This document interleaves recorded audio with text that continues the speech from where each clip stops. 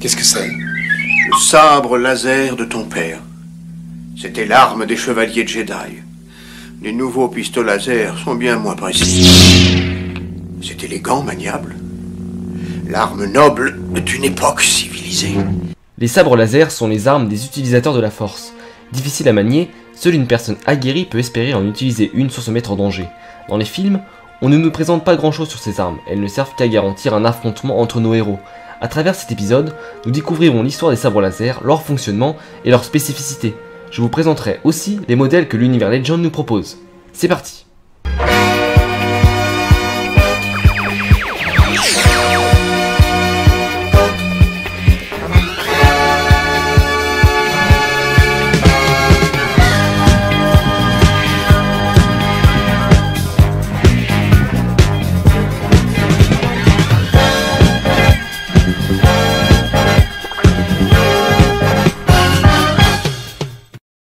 Pour connaître l'origine des sabres laser, il faut revenir des millénaires avant la création de l'Ancienne République, un âge où l'Empire Infini dirigeait la galaxie. A cette époque, les Rakata avaient réussi à concevoir une arme qui ressemblait plus ou moins aux sabres laser que l'on connaît. Ces armes s'appelaient les sabres force, et leur lame était en fait une utilisation du côté obscur liée à un cristal de synthèse. Rapidement, ces armes tombèrent dans l'oubli avec la chute des Rakata, mais le concept du sabre laser était tout de même apparu. Avançons dans le temps et arrêtons-nous après la guerre de la Force. L'ordre Jedi est alors formé, et les premiers chevaliers Jedi n'utilisaient toujours pas les sabres laser, mais plutôt des sortes de katanas enchantés grâce à la force, dans un procédé appelé Forge Jedi. Mais la technologie avançait et les armes des chevaliers furent obsolètes. Les Jedi allièrent alors leur savoir avec la technologie existante et réussirent à créer le premier faisceau laser fixe. La première lame laser venait alors d'être créée. C'est durant les 100 ans d'obscurité où les sabres laser allaient connaître une nouvelle évolution. En effet, le savoir Jedi permit de créer des lames plus stables et plus élégantes. On appelait ces armes les proto-sabres. Cependant, l'activation de la lame était tellement énergivore qu'un boîtier d'énergie était nécessaire. Ce boîtier ne permettait pas aux Jedi de réaliser tous les mouvements qu'ils souhaitaient. C'était le plus gros défaut. Si la majeure partie des découvertes sur la technologie des sabres laser proviennent des Jedi, le sabre laser moderne que l'on connaît vient en fait de l'ancien Empire Sith. Effectivement, selon le compte de Ted Rein, ce seraient les seigneurs noirs des Sith qui mirent au point les sabres laser sans boîtier énergétique ni câble d'alimentation. Tout le système d'allumage se trouvant dans le sabre en lui-même. Les Jedi adoptèrent rapidement ces nouveaux sabres laser et la technologie ne connut plus de nette évolution jusqu'à la guerre des clones. Après la purge et l'anéantissement de l'ordre Jedi, les sabres laser furent des armes d'une extrême rareté. Seuls les riches collectionneurs en possédaient une, sans oublier Dark Vador dont sa lame rouge était connue dans toute la galaxie. C'est Luke Skywalker en l'an 25 après la bataille du Yavin qui redonna au sabre laser son symbole de justice et de paix. Après avoir vu l'évolution du sabre laser au fil des années, intéressons-nous à son fonctionnement. Lorsque l'utilisateur appuie sur le bouton d'activation, l'énergie est libérée depuis la cellule d'énergie. Elle atteint ensuite le cristal qui va faire varier la lame en fonction de ses caractéristiques. Les supraconducteurs prennent en main l'énergie et garantissent l'auto-rechargement sans perte. Une énergie en aller-retour est alors créée, mais évidemment certains composants peuvent plus ou moins faire changer l'arme, notamment la longueur ou le diamètre de la lame. Ainsi, chaque sabre laser est unique malgré leur apparence semblable. La difficulté de sa conception réside dans son assemblage. Un padawan met environ 1 mois à concevoir son sabre laser. Cela rentre dans le cadre de sa formation de chevalier Jedi. Généralement, il prend en exemple le sabre de son maître pour réaliser le sien. Sorte dommage. Lors de l'assemblage du sabre, le Jedi est alors en totale transe avec la force. Il arrive parfois qu'il ait des visions durant l'assemblage, le but étant de surpasser ces visions pour que le sabre soit parfaitement assemblé. Un véritable lien est alors créé entre le Jedi et son arme.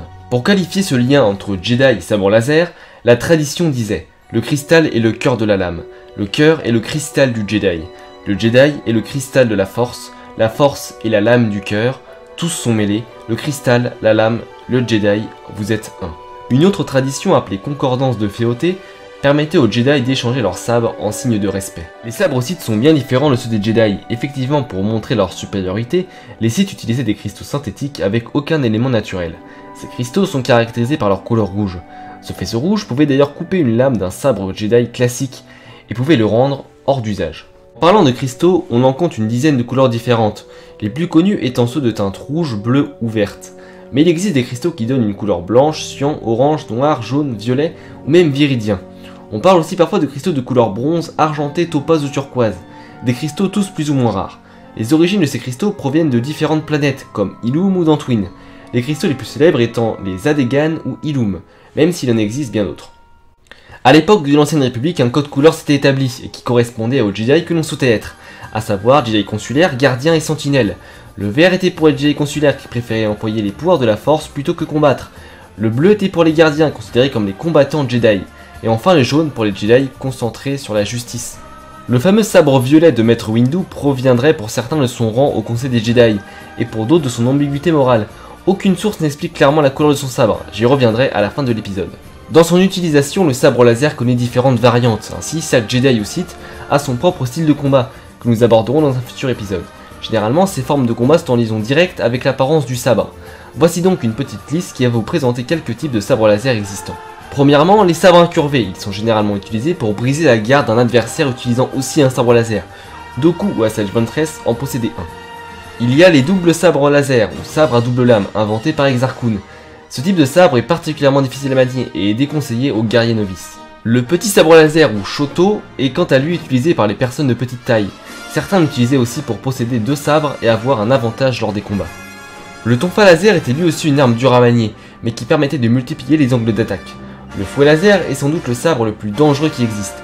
Son utilisation est encore une fois très dangereuse, son fonctionnement est semblable à un sabre classique, sa lame est juste flexible.